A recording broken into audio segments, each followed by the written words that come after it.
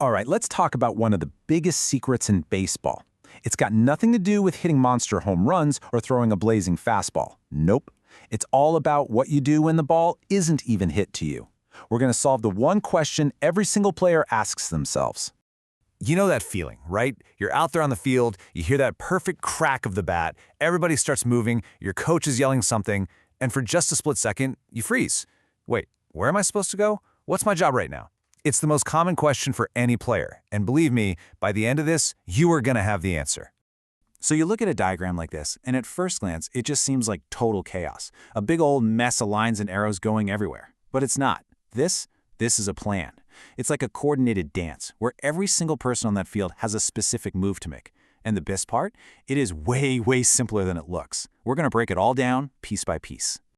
Okay, so to understand the whole system, we've got to start with the absolute simplest play there is. Just a basic hit to the outfield, and nobody's on base. This right here, this is the foundation for everything else we're going to talk about. First things first, let's talk about maybe the most important player who doesn't get the ball first, the cutoff man. Think of them like a relay station in a race. A super long throw all the way from the outfield, it's slow, and it's often off target. But a shorter throw to the cutoff man, they can catch it, turn, and fire it to the right base way faster and with much better control. It's all about being quick and efficient.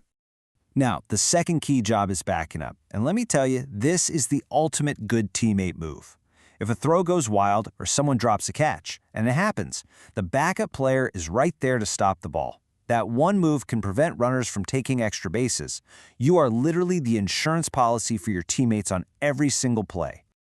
Okay, now watch this, because this is super important. This slide shows you how the whole plan changes based on just one thing, where the ball is hit.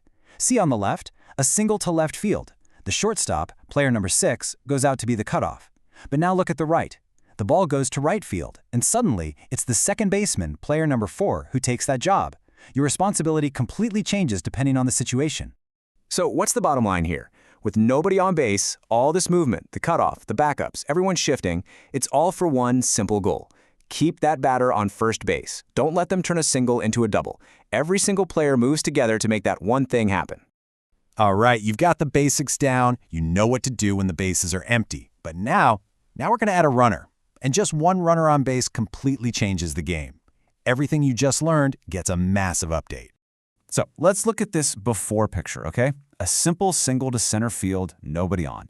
You can see the lines, right? The cutoff man is getting in position for a throw to second base. The goal, like we said, is to keep the batter at first. Pretty straightforward. Now, look at this. It's the exact same hit, a single to center. But there's a runner on first base, and whoa, check out how everything has shifted. The cutoff man isn't even thinking about second base anymore. They're lined up for a possible throw to third, or maybe even to home plate. The entire defense has shifted its focus to stop that lead runner. And that, right there, that's the key. The second a runner gets on base, they become the #1 priority. Your team's job isn't about containing the batter anymore. It's about preventing that lead runner from scoring a run. The mission completely changes. This brings us to what might be the most exciting, most coordinated defensive play in all of baseball. It's a play that demands perfect timing, total trust, and flawless execution from a bunch of players all at once. I'm talking about the double play. And here it is, the classic 6-4-3 double play. Now that's just baseball lingo for a ground ball hit to the shortstop. That's position 6, who throws to the second baseman, position 4, who then fires it over to the first baseman, position 3. It's just a beautiful chain reaction in motion. You know, there's an old saying in baseball, a double play is a shortstop's best friend. And honestly, it's true for the whole team. It's the ultimate eraser. It's a get-out-of-jail-free card that can end a dangerous inning in just a couple of seconds, but only if everyone does their job perfectly. So let's really break down the hardest part, that pivot at second base. Okay, step 1, the shortstop fields the ball and throws. Step 2, the second baseman has to race to cover the bag. Step 3, they have to catch the ball, touch the base for out number 1, all while planting their foot and avoiding a runner sliding hard into them. And then step 4, they have to make a strong, accurate throw to first base for the second out. All of that happens in about a second. It's pure poetry. So let's bring it all home. What's the big lesson here? It's that every single player has a job on every single play. And understanding what your role is before the ball is even pitched, Well, that's what separates a good player from a truly great teammate. Look, if you remember nothing else from this, remember these 3 golden rules. Number 1, always know the situation. How many outs are there? Where are the runners? Number 2, always move when the ball is hit. Never, ever just stand there and watch. And number 3, always be backing someone up. If you just do those 3 things, you'll almost always be in the right spot.